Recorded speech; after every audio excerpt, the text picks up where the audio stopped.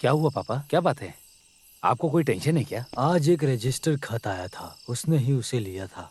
तब से कमरे में जाकर दरवाजा बंद करके रखा है उसने। कैसा रजिस्टर खत? वो इससे पहले तो उसने ऐसा कभी नहीं किया। मैंने कई बार पूछ लिया, कुछ खुलकर बताएगी तब समझ में आएगा ना। क्या हुआ होगा?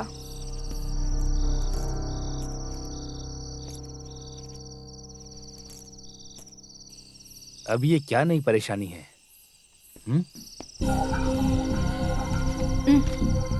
ये क्या है?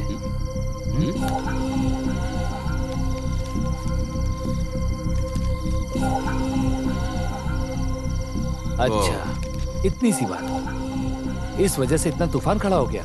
इतनी सी बात हंसकर नजरअंदाज करना कोई आसान बात है क्या? वंदना कमीशन से आया हुआ नोटिस है ये। आपका स्टाफ है कंप्लेंट देने वाला। वो सब मेरी समझ में आ गया। उन्होंने जो शिकायत की उसी वजह से मुझे लेटर भेजा गया है, इतना ही ना। मैं सामने से जाकर मामला सुलझा दूंगा, सारा का सारा केस ही खत्म। कैसे खत्म होगा? आपने उसे डराने की कोशिश की थी, ऐसा केस है।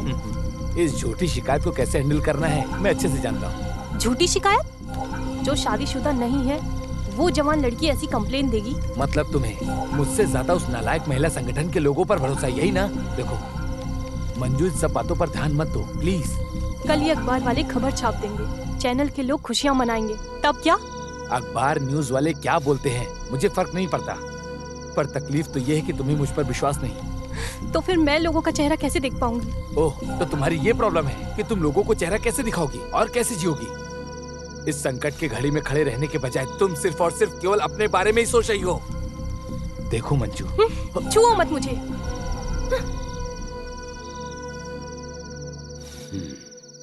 आक्रमण, क्रिमिनल शक्ति के साथ मिलकर एक औरत की इज्जत के साथ खिलवाड़ करने का एक झूठा इल्जाम। आईपीसी 354। अरे बाप रे, इतना बड़ा संभव है क्या इस किताब के मुताबिक? तुम कुछ भी हाथ में मत निकालना। अरे जितनी उसकी उम्र है, अगर उसके मुताबिक देखा जाए तो वो ये कंप्लेंट कर ही नहीं सकती। नहीं चाहिए ना, हमारे महिला संगठन के लोग और कविता काफी है उसे चने के झाड़ पर चढ़ाने के लिए। इस तरह से अचानक पिटीशन देने के पीछे आखिर कारण क्या है, बताओ मुझे। ये परेशानी खड़े हुए काफी दिन हो गए हैं, हाँ। और अभी कुछ दिन पहले ही कुछ गुंडे ऑफिस में आकर वहाँ पर झगड़ा कर रहे थे। अरे उसने जो मनमानी दिखाई तो सर आपने उसे क्यों उस दिन डराया? ऑफिस में जो गुंडा आया था ना, मुझे देखकर बाइज्जत उसने चाकू गिरा दिया। शक करने के लिए इतना ही काफी है ना। अच्छा हुआ कि वो सुबह सुबह ही आ गया था, नहीं तो मेरे हाथों से कोटेशन में था। क्या वैसे मंजू का बर्ताव तो मुझे समझ में आ रहा है, और पति परेशान है उसके साथ खड़े होने के बजाय। अरे यहाँ किसी की सपोर्ट की जरूरत नहीं है। इस केस को मैं फूल जैसे जीत कर दिखाता हूँ।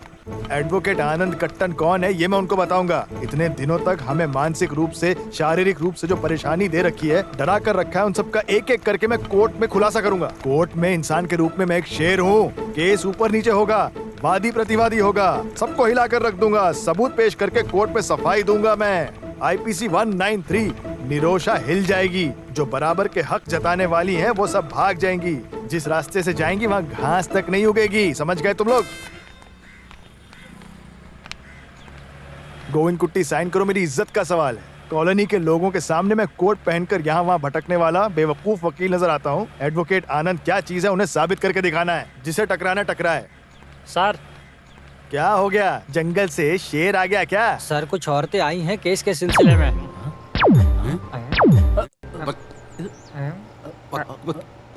अरे बाप रे, ये कोई इंसान है क्या? साथ में काम करने वाली लड़की को डराने का सोचा तो? ये आदमी इतना चीप है, ऐसा हमने सोचा भी नहीं था। अरे मुझे तो ये कोई बड़ा मसला जैसा दिखाई दे नहीं रहा है। मौका मिलने पर हर मर्द यही करता है। मेरी प्यारी मंजू, अपने पति को अपनी जान से ज्यादा प्यार करने वाली मंजू, तुम ये सब कैसे बर्दाश्त करती हो? सही बोला, इस तरह से शांति से बर्ताव करने वाली कोई लड़की अपने कॉलोनी में है क्या? सब कुछ उसके पति के मर्जी के मुताबिक। गोविंद कुट्टी के खिलाफ एक शब्द तक नहीं उठाती। अब हमें ज्यादा बोल के क्या फायदा? अब तो एक बच्चे की माँ है, ये कुछ नहीं कर सकती। अगर मैं इसकी जगह होती तो कब का रिश्ता तोड़ देती। जो होना था वो सब हो गया। मेरी जानकारी के हिसाब से इस परेशानी का हल निकालने का एक ही रास्ता है। तुम मंजू अपने पैर पर खड़ी हो जाओ। जिसने पोस्ट ग्रेजुएशन किया है उस मंजू को काम आसानी से मिल जाएगा। ऐसा नहीं कि मुझे अपने पैरों पे खड़ा नहीं होना। देखो मंजू, अगर हम अपने पैरों पर खड़े हो गए तो हमें किसी से डरने की जरूरत नहीं है। बेशर्मी से इनके सामने हाथ फैलाने की वजह से ये हमारी वैल्यू नहीं करते। आज से मंजू के काम का सिलसिला, हर एक चीज का देखभाल करना, ये सिर्फ तुम्हारी चिंता नहीं है, ये सब हमारा दिया गया वादा है। मंजू, तुम इस मेंबरशिप फॉर्म पे साइन करो। सोचो मत मंजू, सोचो मत, साइन मंजू, करो। साइन करो, प्लीज। साइन करो, प्लीज करो।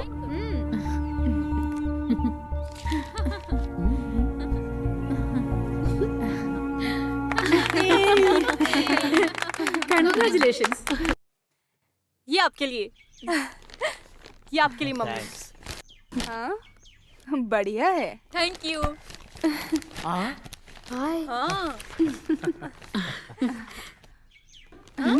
खोलो।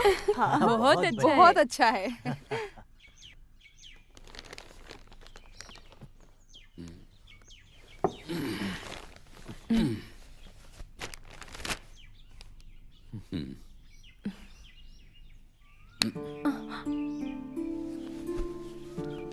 मंजू, तुमने मुझे हरा दिया।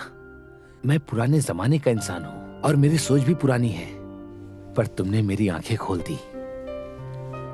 अगर देखा जाए तो हम मर्द स्वार्थी होते हैं। एक लड़की से शादी करने के बाद वो सही से खाती है क्या, सोती है क्या, हम इस पर ध्यान नहीं देते, बल्कि हम तो उसके बारे में जानने की कोशिश भी नहीं करते। 10-20 साल मेहनत करने के बाद माँ बाप के आशीर्वाद के साथ हम दोनों एक नए घर में जा रहे हैं। लड़की के सुख दुख को सोचकर परेशान होने वाले माँ बाप उसकी शादी एक ऐसे घर में कराते हैं जहाँ उसे कोई परेशानी ना हो। उसी तरह मैंने भी सोचा कि मेरे माँ बाप को कोई परेशानी ना हो, उसका सारा बोझ मैंने तुम पर डाल दिया। उसके बावजूद भी तुमने अपनी जिम्मेदारी बखूबी तरीके से निभाई। ये हमेशा गांव में चलने वाला है ना? हाँ, अरे ये हमेशा ऐसे थोड़ी ही चलेगा। अब हम लोग थोड़ा बदलेंगे, क्या कहती हो? हम दोनों आज ही तुम्हारे घर चलते हैं। 15 दिन अपनी पत्नी की मायके रहूंगा। इसी बहाने तुम्हें माँ बाप को समझने का एक और अच्छा मौका मिलेगा। सही कहा ना मैंने? और वहाँ जाने के बाद तो तुम्हें ऑफिस जाने में भी आसानी होगी। लेकिन कुट्टी, वो तो तुम्हारे लिए दूर होगा ना? अरे ऐसी कोई बड़ी बात नहीं है, मैं सब कुछ हैंडल कर लूंगा। और अभी मेरी थोड़ी छुट्टी भी बाकी है। अप्पू का मामला? तुम उसकी फिक्र मत करो, हर वीकेंड में उसे तुमसे मिलाने लाऊंगा। फिर गाड़ी में तुम भी तो आ सकती हो ना? अच्छा, बहुत टाइम हो गया, चलो हम तैयार हो जाते हैं। ठीक है।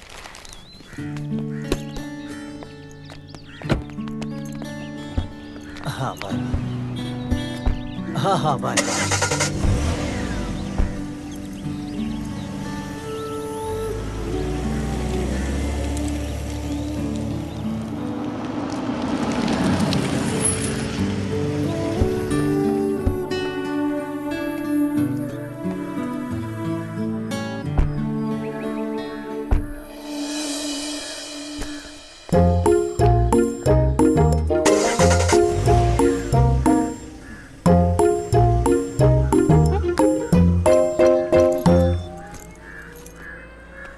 ये क्या कर रहा है? बर्दाश्त करने की भी हद होती है। अरे ऐसी कोई बात नहीं है, ये सब तो मैं अपनी मर्जी से कर रहा हूँ। और मैं खुद यहाँ अपनी मर्जी से ही आया हूँ। आपकी बेटी से शादी की है तो ये भी तो मेरा घर ही हुआ ना। बस हुआ बेटा, क्यों ये सब नाटक? वो बेचारे हम लोगों के साथ। गीता का भी मामला ऐसे ही हो गया है। तुम ही हमारे आखिरी भरोसा थे। ऐसे तुम भी हम लोग का हाथ छोड़ दोगे तो हमारे साथ क्या होगा? मुझे कुछ भी नहीं हुआ माँ जी। आपकी बेटी आजकल मुझे ज्यादा पसंद नहीं करती। सिर्फ मुझे ही नहीं, मेरे परिवार को भी। उस कॉलोनी से जब से हम लोगों ने घर बदला है वो भी बदल गई। आपने देखा तो उसके कपड़े पहनने का ढंग, उसके चलने का ढंग, और तो और पति के साथ कैसा बर्ताव करती है वो भी देखा। क्योंकि अब वो पुरानी मंजू नहीं है। वहाँ की कुछ औरतों की बातों में आकर वो मुझे अपना पति नहीं कहती क्योंकि उससे शर्म आती है। उसने खुद ही ऐसा कहा।